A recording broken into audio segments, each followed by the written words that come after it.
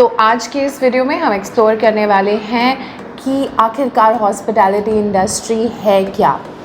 12th के बाद हम ऐसा क्या कर सकते हैं इस हॉस्पिटैलिटी इंडस्ट्री में अपना करियर बनाने के लिए। तीसरी चीज़ जो हम एक्सप्लोर करने वाले हैं वो है कि हम क्राइटेरिया क्या होते हैं हमें इस इंडस्ट्री को या इन कोर्सेज़ को करने के लिए। इसके साथ साथ मैं आपको स्कोप बताऊंगी कि ये कोर्सेज़ करने के बाद आपके क्या करियर स्कोप रहते हैं, और इसके बाद मैं आपको बताऊंगी सैलरीज़ इस इंडस्ट्री में क्या सैलरी पैकेजेस रहते हैं। Sixth last but not the least मैं आपको प्रोज एंड कॉन्स इस इंडस्ट्री की खूबियाँ और इस इंडस्ट्री की खामियाँ बताऊंगी, जिससे कि आप अपना एक जो भी डिसीजन ले वो एक इन्फॉर्मेटिव डिसीजन हो और आपको पहले से पता हो what you are going to face. तो guys, welcome back to the Green Institute channel. और अगर आप भी सोच रहे हैं कि 12th के बाद क्या करें तो प्लीज़ इस वीडियो को अंत तक ज़रूर देखिएगा, और मैं आशा करूंगी कि मैंने आपके सारे डाउट्स क्लियर कर दिए हों। अगर ऐसा कोई भी डाउट हो जो मैं क्लियर नहीं कर पाई हूँ इस वीडियो के माध्यम से, तो आप प्लीज़ कमेंट करके हमें ज़रूर बताइएगा।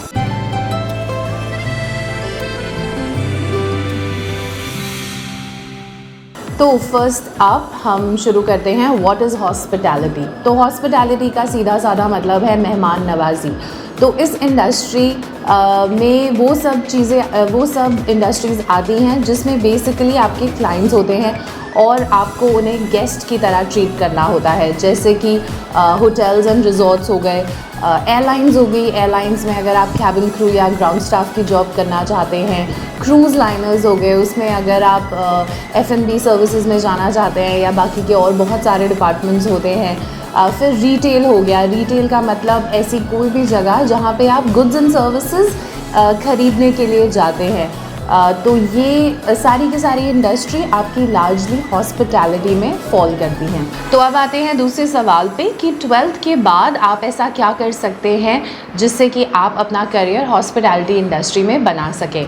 तो इसमें बेसिकली डिप्लोमा कोर्सेज़ होते हैं, इसमें सर्टिफिकेट कोर्सेज़ होते हैं, और इसमें डिग्री कोर्सेज़ भी होते हैं। जो आपके डिग्री कोर्सेज़ होते हैं वो 3 से 4 साल के होते हैं, जो आपके डिप्लोमा कोर्सेज़ होते हैं वो 1 साल से 2 साल के होते हैं, और जो सर्टिफिकेट कोर्सेज़ होते हैं वो आपके समवेयर अराउंड 3 मंथ से लेकर 1 साल के होते हैं। इसे अलग अलग जगहों पे अलग अलग नाम से करवाया जा सकता है, जैसे एविएशन मैनेजमेंट बोल सकते हैं अगर आप एयरलाइंस में फ़ोकस करना चाहते हैं ज़्यादा, या आप बोल सकते हैं होटल मैनेजमेंट अगर आप होटल मैनेजमेंट में फ़ोकस करना चाहते हैं, या आप इसे कहते हैं हॉस्पिटैलिटी मैनेजमेंट अगर आप अपना जो होराइज़न है वो थोड़ा बड़ा रखना चाहते हो और अभी आप किसी एक चीज़ पे श्योर नहीं हो और आप एक्सप्लोर करना चाहते हो इस इंडस्ट्री के बारे में, और तो आप हॉस्पिटैलिटी मैनेजमेंट कर सकते हो।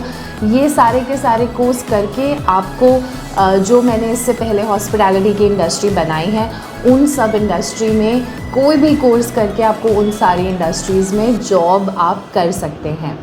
अब आते हैं क्राइटेरिया के ऊपर। तो बेसिकली 12th के बाद क्या क्राइटेरियाज़ हैं ये कोर्सेज़ करने के लिए। तो इसमें कोई भी स्ट्रीम स्पेसिफ़िक नहीं होती है। आप चाहे साइंस बैकग्राउंड के हों, चाहे कॉमर्स के हों, चाहे आर्ट्स के हों, आप ये हॉस्पिटैलिटी के कोर्सेज़ कर सकते हो। इसमें कोई मिनिमम परसेंटेज रिक्वायर्ड नहीं होती है, सिर्फ एज़ लॉन्ग एज़ आप 12th को पास कर रहे हो। ऑल्सो 12th तब चाहिए होती है अगर आपने डिग्री कोर्सेज़ करने हो, लेकिन अगर आप सिर्फ सर्टिफिकेट कोर्स करना चाहते हैं या डिप्लोमा कोर्स करना चाहते हैं तो ये आप अपने 10th के बाद भी कर सकते हैं। You don't have to wait till 12th। तो ये है क्राइटेरिया जो आपको चाहिए to do any of these courses. Now let's talk about the scope, जो बेसिकली सबसे ज़्यादा इम्पॉर्टेंट है। ऑफ कोर्स हम कोई भी किसी भी पढ़ाई को इसीलिए करते हैं बिकॉज़ हम उस इंडस्ट्री में अपना करियर बनाना चाहते हैं, और हम उसी इंडस्ट्री में जाना चाहेंगे जहां बहुत सारे करियर ऑप्शंस हो, स्कोप हो। तो इस इंडस्ट्री में भी बहुत ज़्यादा आपके लिए स्कोप है।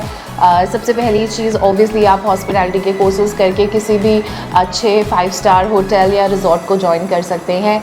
इसमें 4 मेजर डिपार्टमेंट होते हैं, जैसे कि फ्रंट ऑफिस हो गया, F&B हो गया, फूड प्रोडक्शन हो गया और हाउसकीपिंग हो गया। इसके अलावा इसमें ह्यूमन रिसोर्स भी रहता है, इसके सिवा इसमें सेल्स एंड मार्केटिंग भी रहता है। तो ये कोर्सेज़ करके आप इन डिपार्टमेंट्स में से कोई भी एक चूज़ कर सकते हैं और आगे चल के अगर आपको चेंज करना हो, स्विच करना हो तो आप वो भी कर सकते हैं। इसके साथ साथ आप एयरलाइंस ज्वाइन कर सकते हैं। एयरलाइंस में अगर आपको कैबिन क्रू बनना है, जिसको हम एयर होस्टेस के नाम से भी जानते हैं, तो अगर आपको कैबिन क्रू बनना है या अगर आपको ग्राउंड स्टाफ, ग्राउंड पे टिकटिंग डिपार्टमेंट होते हैं और भी बहुत सारे डिपार्टमेंट्स होते हैं, अगर आपको उसमें काम करना है तो भी इन कोर्सेज़ के बाद आप एयरलाइंस में अप्लाई कर सकते हैं। इसके साथ साथ क्रूज़ लाइनर्स होते हैं। अगेन जैसे होटल्स होते हैं वैसे ही क्रूज़ लाइनर्स होते हैं पानी में, but they are like 5 star. तो उसमें भी वही सारे डिपार्टमेंट्स होते हैं जो आपको एक होटल में मिलेंगे, तो आप उसमें भी अलग अलग डिपार्टमेंट्स में अप्लाई कर सकते हैं ये कोर्सेज़ करके।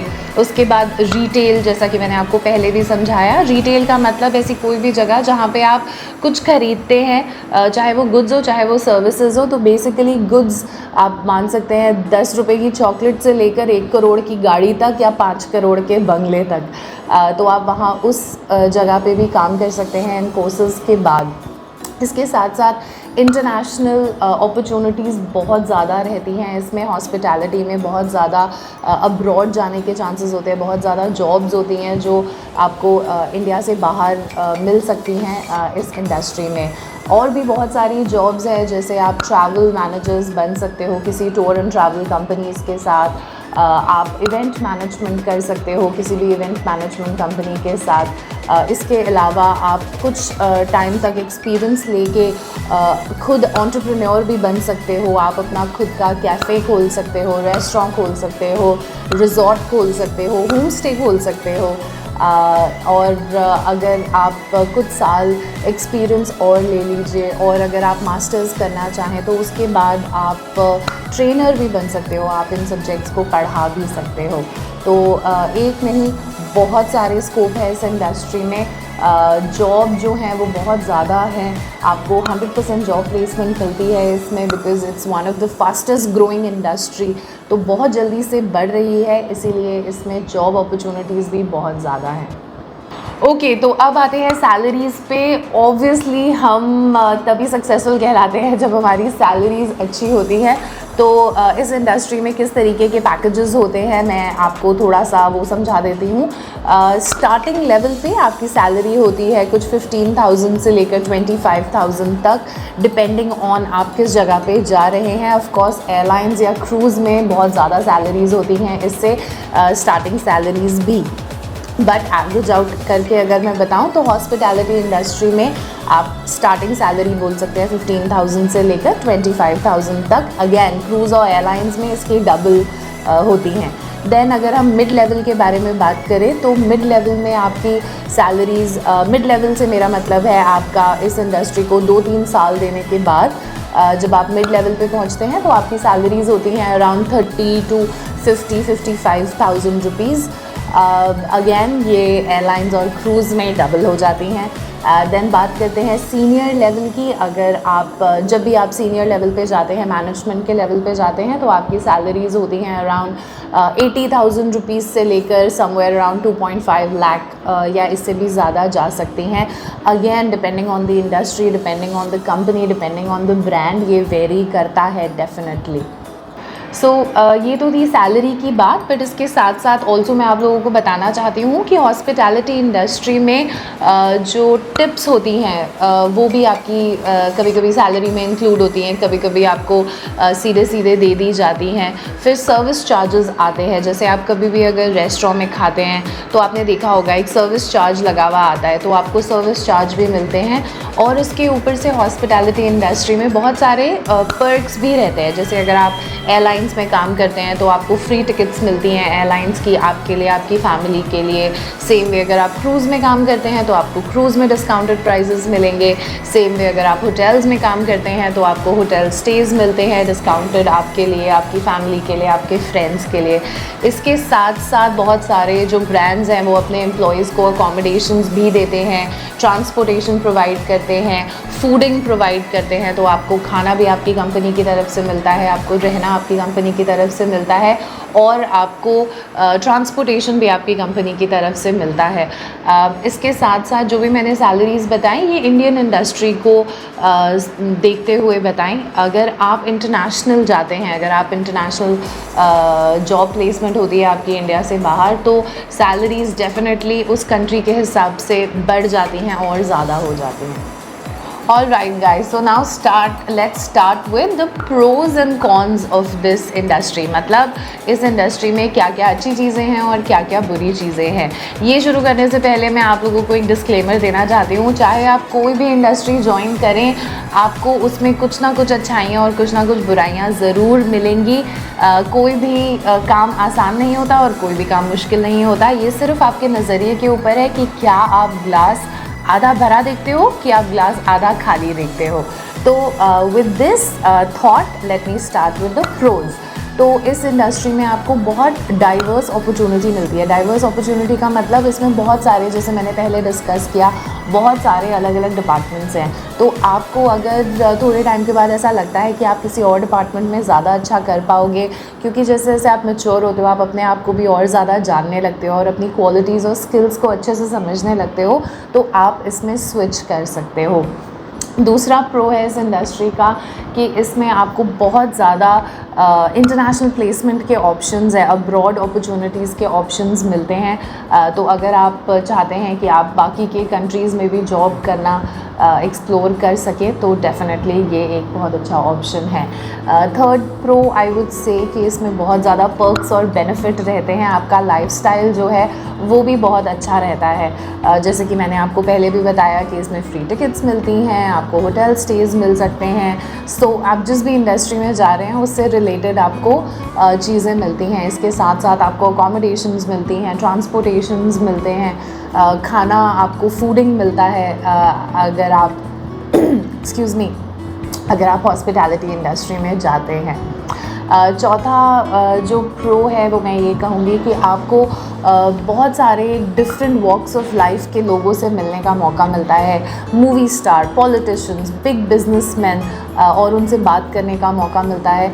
सो उनसे बहुत कुछ सीखने को मिलता है आपको। आप उनकी गलतियों से या उनकी करियर पाथ से उनके बारे में बहुत कुछ जान सकते हो और उससे बहुत कुछ सीख सकते हो। तो ये डेफिनेटली एक बहुत बड़ा प्रो है।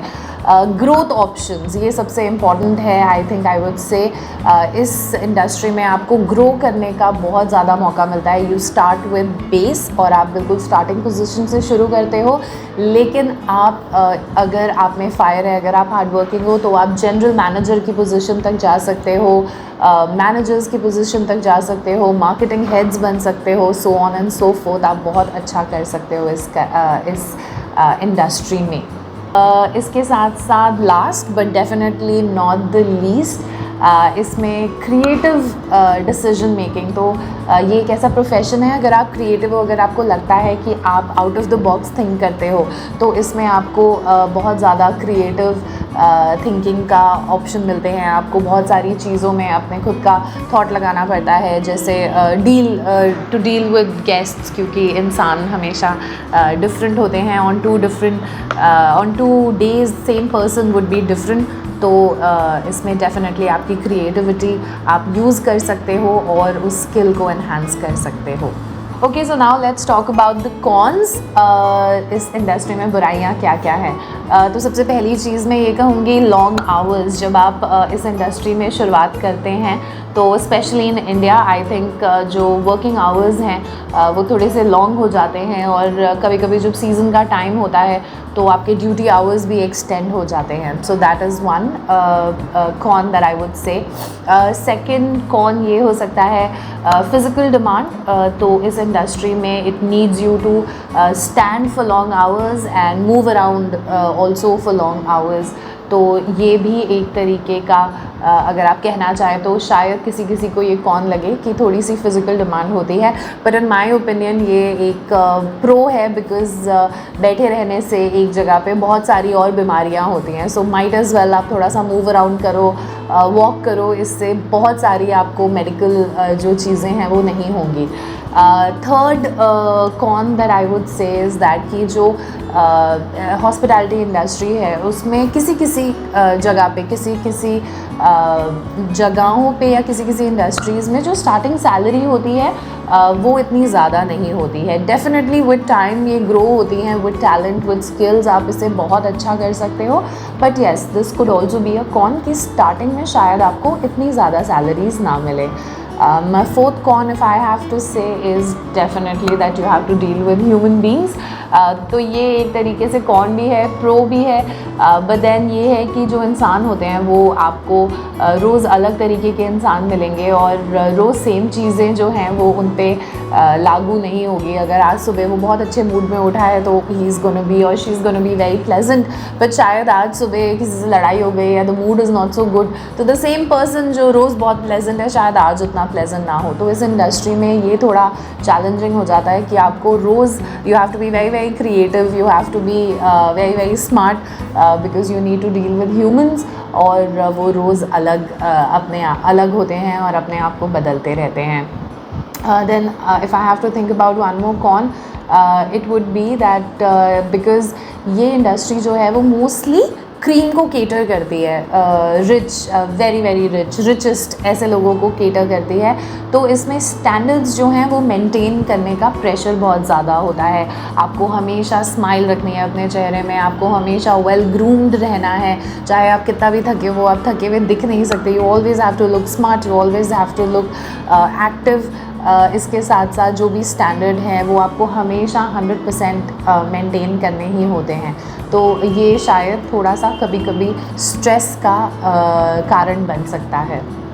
Then last but not the least I would say जो धारणा है, जो पब्लिक सेंटिमेंट है इस इंडस्ट्री को लेके, स्पेशली इन इंडिया, वो कुछ ज़्यादा अच्छी नहीं है। हम इसे वाइट कॉलर जॉब्स की तरह नहीं मानते हैं। हमें लगता है कि किसी को सर्व करना अच्छा नहीं होता है, but then again like I said in the beginning कि आपको खुद से अपने नज़रिए को चेंज करना होगा। ग्लास इज़ हाफ फुल, अगर आप ऐसा अपना थॉट प्रोसेस रखेंगे तो सब अच्छा होगा। इनिशियली येस ऑफ कोर्स आपको ऐसा लग सकता है, बट देन अगेन ये भी एक बहुत ज़्यादा ग्रोथ देने वाली इंडस्ट्री है, तो अगर आप इसमें मेहनत करेंगे और अपनी स्किल डेवलप करेंगे तो definitely it's gonna also give you a very very nice career. So with this I think I will close the video and I hope आपको सारी जानकारी मिल गई हो इस वीडियो के माध्यम से। अगर ऐसे कोई भी क्वेश्चंस हैं जो आप हमसे पूछना चाहते हैं तो आप प्लीज़ हमें मैसेज कीजिए and we'll try to solve all the queries that you have. Have a good day.